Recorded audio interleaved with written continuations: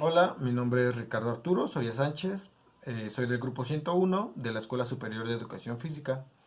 Actualmente me encuentro cursando el segundo semestre y bueno, el fin de este video es hablar sobre algunos temas desarrollados en la asignatura La Educación en el Desarrollo Histórico de México 1. Y bueno, el primer tema del que quisiera hablar es sobre la educación prehispánica. Me voy a enfocar en la educación de los mexicas. La función principal era el culto a los dioses en estos tiempos. Y bueno, hablando de las escuelas eran fundamentalmente especies de templos. La enseñanza tenía un carácter religioso, que en este entonces era, como lo mencioné, la adoración a sus dioses. Y bueno, en estos tiempos también existían diferentes tipos de escuelas. Uno era el Calmecac, que era para la nobleza. Otro era el Tepochcali, que era para los plebeyos. Y bueno, yo podría considerar que en ese tiempo estas escuelas eran como las dos más importantes.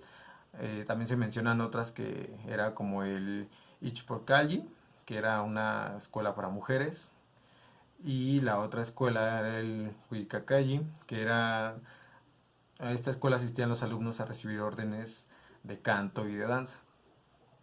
Como ya mencioné, en el Calmeca la educación era para la nobleza y en este tipo de educación la enseñanza era más para que ellos aprendieran a ser líderes o iba enfocada a que ellos fueran líderes y a la vez a que desarrollaran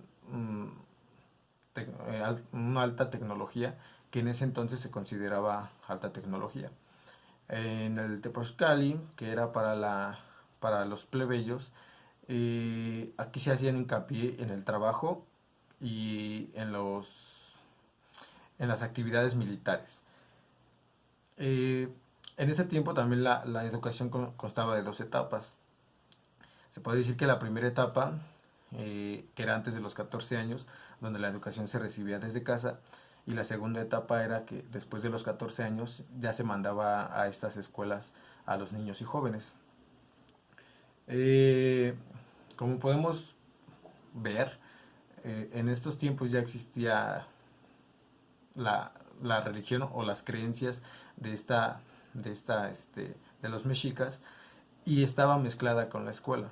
O sea, es algo que podemos ver un poco actualmente, no tan marcado como en esos tiempos, pero ya se encontraba ahí. O sea, como se mencionó, prácticamente la enseñanza era más para adorar a los dioses y desarrollar ciertas actividades también.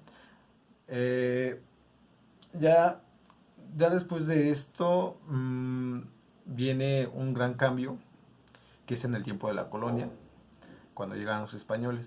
Digo que es un gran cambio porque llegan a invadir, eh, conquistan América e intentan meter sus nuevas ideologías. Obviamente con esta llegada la educación tiene un cambio totalmente y bueno, esto se desarrolló, esta educación yo digo que fue muy clasista. eh, ¿Por qué? O sea, porque está más marcado el tipo de clases que había. O sea, si en la educación de los mexicas ya había cierta como estatus, con la invasión de los españoles obviamente se marca más. Para mí, por eso siento que la educación en este tiempo tuvo como tres etapas, por así decirlo, que fue una educación elitista, por como ya lo mencioné, se marcaba mucho la diferencia de clases y solamente los más privilegiados o los altos mandos tenían derecho a esta educación. También fue patriarcal, porque sí, la mujer no estaba ni involucrada en la educación. Yo leí en un artículo que sí habían ciertas mujeres que recibían educación, pero estas mujeres eran porque tenían un estatus muy alto. Mm, pero aún así la educación que recibían era muy básica, a comparación de la que recibían los hombres. Y obviamente fue muy religiosa, porque uno de los grandes cambios fue ese cambio de ideología, y entre ellos estuvo este cambio ideológico de la religión, de las creencias. Prácticamente yo siento que este es el punto más importante del cambio de religión y de ideologías. Para lograr este cambio, obviamente, pues no se iba a dar tan fácil, por eso se desarrolla esta etapa de la educación misionera.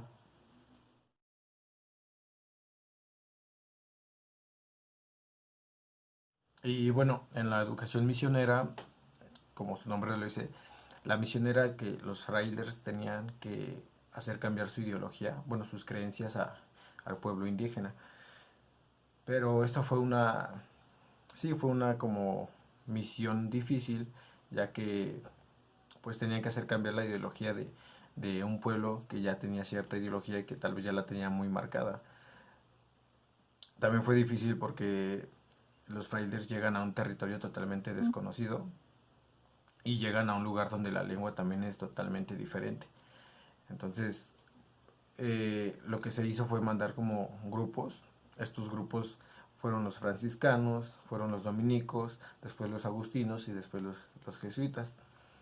Por ejemplo, los primeros en llegar fueron los franciscanos, que su principal función fue la de evangelizar a los indígenas.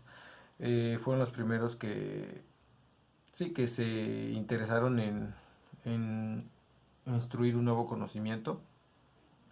Y bueno, de ahí el segundo grupo que llega fueron los dominicos, que su misión era la misma, el cambiar de ideología, solo que ellos llegan con un diferente método. Eh, Ellos también intervinieron en la educación de la población criolla y a través de la fundación de centros universitarios tratan de llegar a este cambio de ideología. De este grupo siguen los agustinos, que igual llegan con la misma misión. También llegan, sí, también ellos fundaron colegios y hospitales, dominaron algunas lenguas y escribieron algunos libros en la lengua indígena. Y de ahí de este grupo llegan los jesuitas, que igual llegan con la misma misión, pero como lo he mencionado, cada quien llega como con un diferente método. O incluso yo hasta podría decir que fue como un proceso ya organizado, donde primero llega un grupo, después el siguiente grupo, y así, o sea, todo para llegar a un cierto cambio. Eh, Como igual podemos ver, pues la religión estaba muy marcada en la educación, muy marcada desde el tiempo de los mexicas hasta el tiempo de la colonia, obviamente con diferentes creencias. Eh, Cuando se empieza a tratar de separar un poco la religión de la educación, esto se da en las reformas de Valentín Gómez Farías, que en estas reformas ya se trata de separar la religión de la educación. Eh, Esto lo hace mediante aperturas de escuelas nocturnas y que son para jóvenes y trabajadores y la creación de una escuela normal. Ahora sí que, como sabemos, las escuelas normales son para formar maestros, o bueno, docentes, mejor dicho.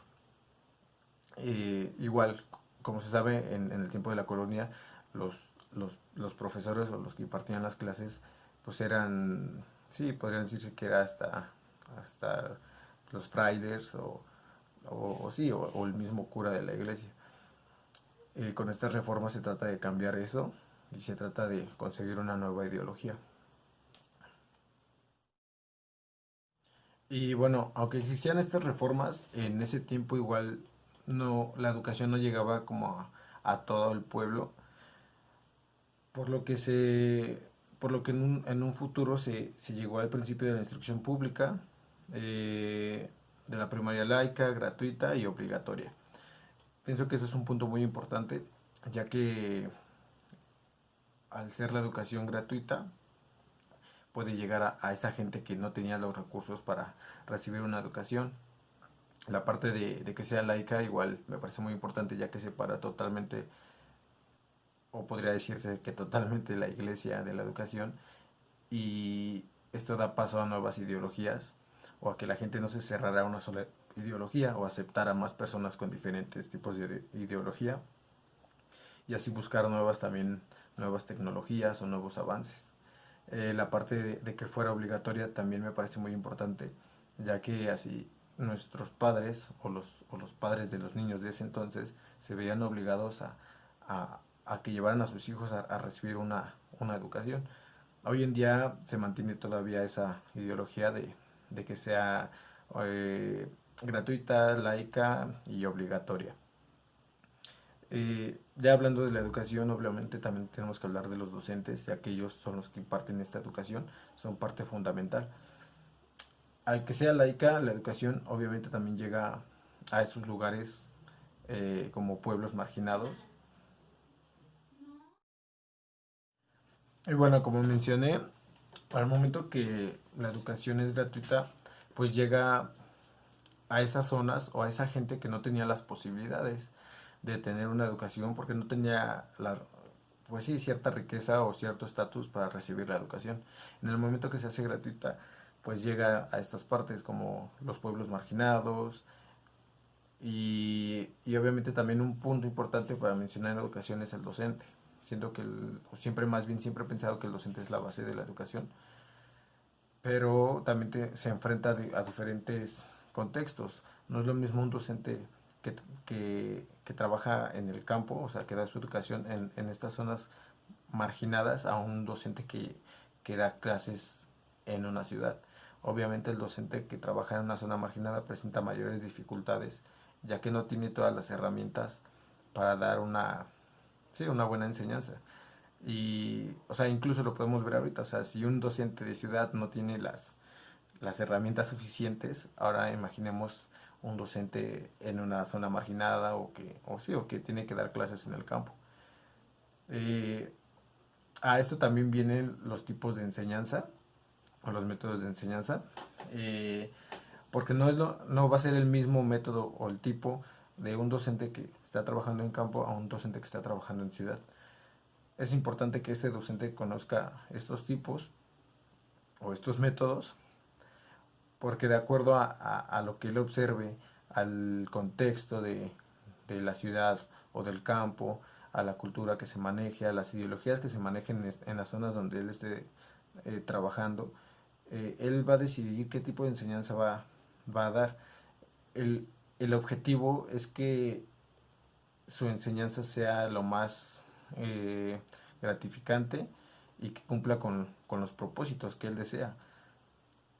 Y bueno, pues esto sería como un poco de los temas que vimos a lo largo del semestre. Como conclusión, pues podremos ver todos los cambios que ha, que ha pasado la educación, desde las diferentes ideologías que habían, o sea, muchas veces yo creo que si le contamos a la gente el cómo era la educación antes, no lo creería, ¿no? A comparación de cómo es ahorita. Sí, sí hay ciertas todavía, como ciertas ideologías ahí marcadas, pero la educación ha tenido a lo largo de la historia un gran cambio. El objetivo principal yo creo es buscar cada vez una mejor educación y lo podremos ver en un futuro. En unos años, con nuestros hijos o nietos, podremos platicarles cómo era nuestra educación, que por ejemplo lo vemos con nuestros padres, de cómo era su educación de ellos, a la de cómo es la de nosotros, y es muy diferente. Entonces, la educación a lo largo del tiempo siempre va a ir cambiando, ya que pienso yo que se tiene que ir adaptando al contexto de la sociedad, a la cultura que se lleve. Y pues sí, me quedo con esto, de los cambios que ha llevado la educación, del cómo también la religión o las creencias influyen en la parte de la educación. Lo veíamos desde el tiempo de los mexicas, en el tiempo de la colonia, cómo esta ideología también está ahí. Hoy en día siguen cosas que aunque la escuela se diga que es laica, hay ciertas creencias. Pero como conclusión me quedo con esto.